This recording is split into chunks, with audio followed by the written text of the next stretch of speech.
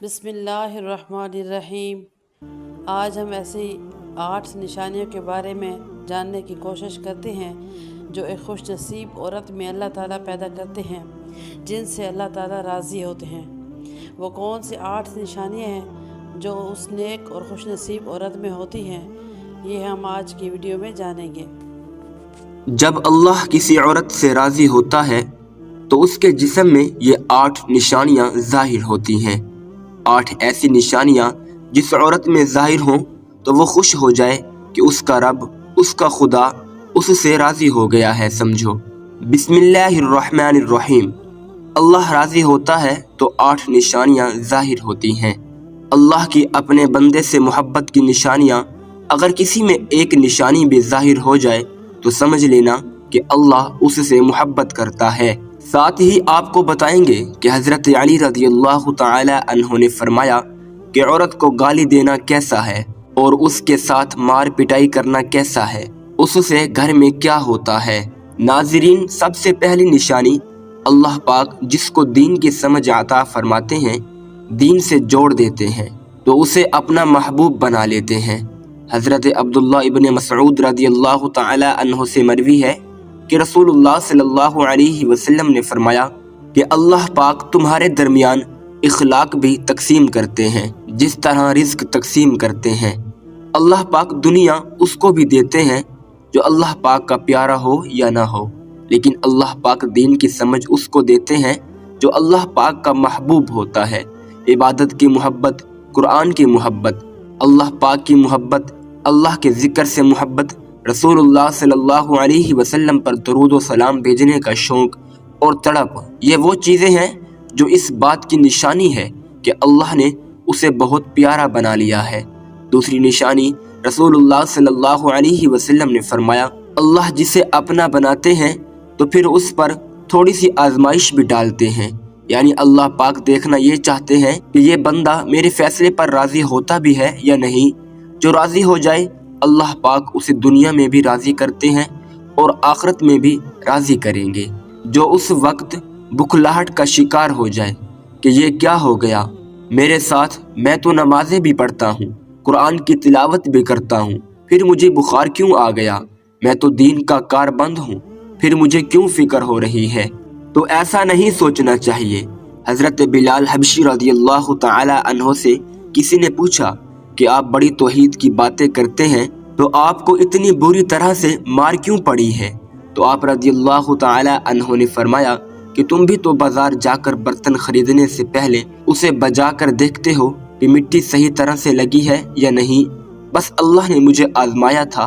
उसके बाद यही वो गुलाम था जिसका रंग भी काला था, मोटे मोटे होंठ थे, जिसके बारे में अल्लाह के प्यारे रसूल सल्लल्लाहु अलैहि वसल्लम फरमाते हैं कि जब मैं जन्नत में जा रहा था, जब मुझे मेराज कराई गई तो आगे आगे किसी के चलने की आहट सुनाई दी। मैंने हज़रत जिब्राइल अलैहिस्सलाम से पूछा कि ये कौन है। जवाब मिला, ये बिलाल हबशी हैं जो आपके आगे चल रहे हैं। हजूर पाक सल्लल्लाहु अलैहि वसल्लम जब वापस आ गए तो हज़रत बिलाल रज़ियल्लाहु ताला अन्हु से पूछा कि तुम कौन सा अमल करते हो। तो हज़रत बिलाल रज़ियल्लाहु ताला अन्हु ने फरमाया कि आपने ही तो फरमाया था कि हर वक्त बावुज़ू रहना, तो मैं हर वक्त वुज़ू की हालत में रहता हूँ और जब भी बेवुज़ू होता हूँ तो उसी वक्त नया वुज़ू कर लेता हूँ और जब वुज़ू करता हूँ तो तब 2 रकात नमाज भी पढ़ लेता हूँ। चलते ज़मीन पर हैं और कदमों की आहट जन्नत में सुनाई देती है। तो आजमाइश अल्लाह पाक की मोहब्बत की दूसरी निशानी है। इसलिए अगर कोई फिक्र या परेशानी में हो, उसका मतलब ये नहीं होता कि पता नहीं कि मुझे क्या हो गया है। अल्लाह पाक अपने प्यारों को ही आजमाते हैं। तीसरी निशानी तो बहुत ही ज़्यादा खूबसूरत निशानी है, जिससे पता चल सकता है कि अल्लाह पाक किसी से राज़ी हैं और हमसे मोहब्बत करते हैं या नहीं।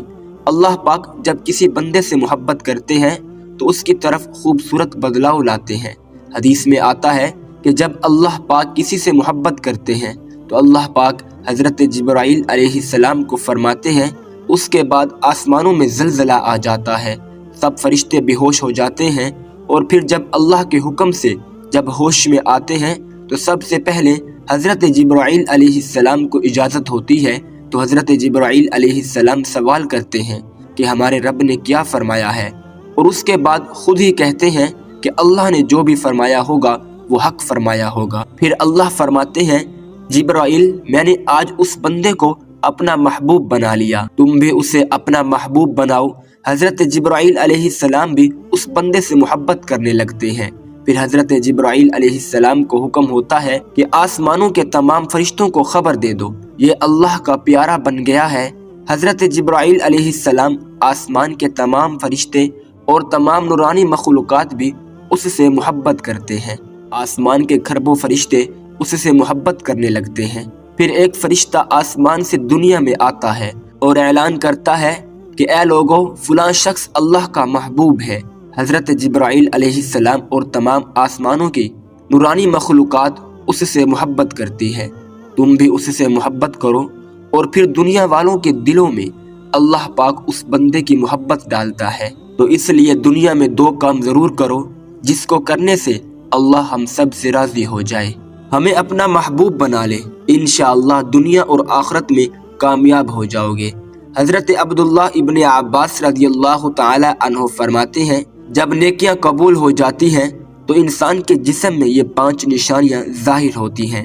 نمبر 1، جب انسان کی نیکی قبول ہو جاتی ہے تو اس کی وجہ سے اس کے چہرے پر عجیب سی رونق آ جاتی ہے، یعنی وہ انسان دنیا کے سامنے اپنی خوشی کا اظہار اپنی مسکراہٹ اور بشاشت کے ساتھ کرتا ہے، وہ ہر ایک وقت خوش رہتا ہے، بلکہ یوں لگتا ہے اس دنیا میں اس سے بڑا سکون اور وقار والا کوئی نہیں ہے، لگتا ہے کہ اسی دنیا کا کوئی غم ہی نہ ہو۔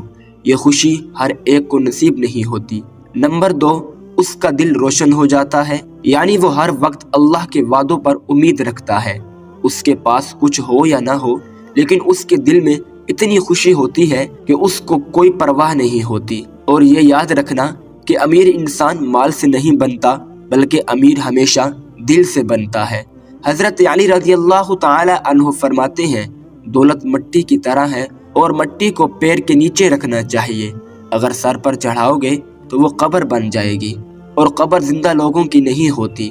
نمبر 3، جب کسی کی نیکیاں قبول ہو جاتی ہیں تو اس کے جسم میں نیکی کی طاقت آ جاتی ہے اور شیطان اسے گمراہ نہیں کر سکتا۔ شیطان سے بچنے کی قوت اللہ اس کے جسم میں پیدا کر دیتا ہے۔ نمبر 4، وہ اپنے مال و دولت میں فراوانی پیدا کرتا ہے، یعنی اللہ اس کے رزق میں برکت پیدا کرتا ہے، وہ چاہے لوگوں پر کتنا بھی خرچ کرے، ضرورت مندوں کو کتنا بھی بانٹے، اس کی دولت میں کمی نہیں آتی۔ حضرت علی رضی اللہ تعالی عنہ فرماتے ہیں نصیب کا رزق انسان کو ایسے تلاش کرتا ہے جیسے مرنے والے کو اس کی موت۔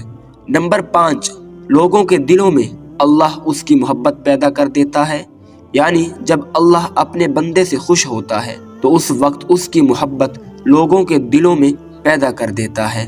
ناظرین، اب آپ کو بتاتے ہیں عورت کی ذمہ داری کیا ہے۔ حضرت علی رضی اللہ تعالی عنہ نے فرمایا عورت کی سب سے بڑی ذمہ داری کیا ہے؟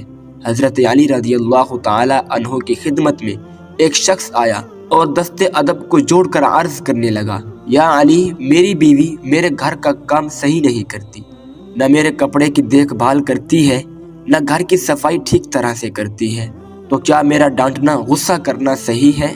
بس یہ کہنا تھا تو حضرت علی رضی اللہ تعالی عنہ نے فرمایا، اے شخص، کس نے کہا کہ تمہاری بیوی پر تمہارے گھر کا کام واجب ہے؟ یاد رکھنا، اسلام نے عورت کی عزت کو جتنا بلند کیا ہے اتنا کسی مذہب نے نہیں کیا۔ میں نے اللہ کے رسول صلی اللہ علیہ وسلم سے سنا کہ عورت کی سب سے بڑی ذمہ داری یہ ہے کہ وہ اولاد کی اچھی پرورش کرے اور وہ اپنی اولاد کا خیال رکھے، لیکن اگر اپنی اولاد کی پرورش کرنے کی اجرت شوہر سے مانگنا چاہے تو وہ بھی مانگ سکتی ہے۔ اور تم گھر کے کام کی بات کر رہے ہو، خوشی سے گھر کا کام کرتی ہے، گھر کو سنبھالتی ہے، تو یہ اس کی عظمت ہے، یہ اس کا بڑا پن ہے، اس کا شکریہ ادا کیا کرو، اس کا احترام کیا کرو۔ میں نے اللہ کے رسول صلی اللہ علیہ وسلم سے سنا کہ جس وقت عورت اپنے گھر کا کام کرتی ہے اس وقت اللہ اپنے فرشتوں کو زمین پر بھیجتے ہیں اور کہتے ہیں کہ جب تک یہ عورت گھر کا کام کرتی رہے اس کے لیے عبادت لکھتے رہو، اور وہ وقت جو عورت گھر کے کام میں لگاتی ہے وہ اس کی عبادت میں شامل ہو جاتا ہے۔ یہ عورت کی عظمت ہے کہ وہ تمہارے گھر کو جنت بناتی ہے، تمہارے بچوں کو عظیم انسان بناتی ہے، لیکن اگر کوئی عورت پر ظلم کرے، گھر کے کام کی وجہ سے اسے ٹوکتا رہے، اس پہ ظلم کرتا رہے، تو روز محشر میں اللہ اس انسان کو گدھے کی شکل میں اٹھائے گا اور دوزخ کا ایک دروازہ ان لوگوں کے لیے کھولا جائے گا اور یہ کہا جائے گا کہ یہ وہ انسان ہیں جنہوں نے اپنی ہی عورتوں پر ظلم کیا، ان کو حقیر سمجھا، ان کو غلام سمجھا۔ ناظرین، اب ہم آپ کو بتاتے ہیں حضرت علی رضی اللہ تعالی عنہ نے فرمایا، گھر میں عورت کا رونا کیسا ہے، عورت پر ظلم کرنے کی کیا سزا ہے۔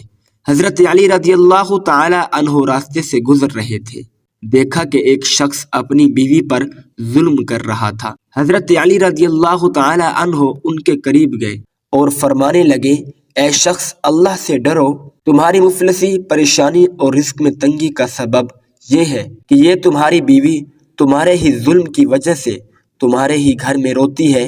میں نے رسول اللہ صلی اللہ علیہ وسلم سے سنا کہ جس گھر میں عورتیں روتی ہیں اس گھر میں رزق کے فرشتے نہیں آتے، اور یوں اس گھر میں رہنے والے مردوں کے رزق کی راہیں تنگ ہونے لگتی ہیں، اور یوں وہ پریشانی، مفلسی میں گرفتار ہو جاتے ہیں۔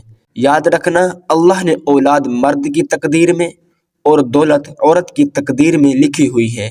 اگر تم یہ چاہتے ہو کہ تمہارے رزق میں فراوانی ہو اور عزت، شہرت، دولت دن بدن بڑھتی جائے تو اپنے گھر میں اپنی عورتوں کا خیال رکھو، انہیں خوش رکھو۔ اللہ کے فضل و کرم سے تم عزت، شہرت اور دولت میں فراوانی پاؤ گے۔ ناظرین، اسی طرح کا ایک اور واقعہ ہے کہ ایک مرتبہ حضرت علی رضی اللہ تعالی عنہ راستے سے گزر رہے تھے۔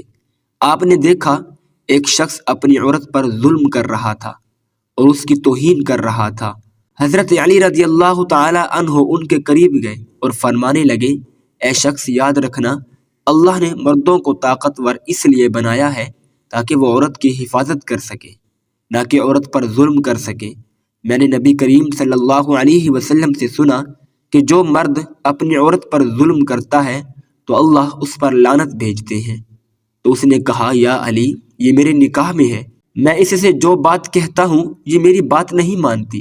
تو حضرت علی رضی اللہ تعالی عنہ نے فرمایا کہ نکاح کا مطلب یہ نہیں کہ تم نے اپنے لیے غلام خریدا ہے، بلکہ نکاح کا مطلب یہ ہے کہ تم نے اپنی نسل بڑھانے کے لیے اس عورت سے مدد طلب کی ہے اور تمہاری اولاد کی اچھی تربیت کے لیے اس عورت کو چنا ہے۔ اے شخص، جس سے مدد لی جائے اس کو غلام نہیں سمجھتے، اور جو تمہاری اولاد کو پروان چڑھائے اسے حقیر نہیں سمجھتے، بلکہ تمہیں اس کا شکر گزار ہونا چاہیے۔ یاد رکھنا، عورت پر ظلم کرنے کا مطلب ہے اولاد کی بغاوت۔ آنے والے وقت میں جو اولاد اس عورت کی جسم سے تمہیں نصیب ہوگی تو اس کے وجود میں تمہارے لیے بغاوت ہی بغاوت ہوگی۔ اللہ تعالیٰ سے دعا ہے کہ اللہ ہمیں دین حق پر چلنے کی توفیق عطا فرمائے اور ہماری اولاد کو ہمارے لیے رحمت بنائے اور ہمیں دین کی مکمل سمجھ نصیب فرمائے۔ آمین۔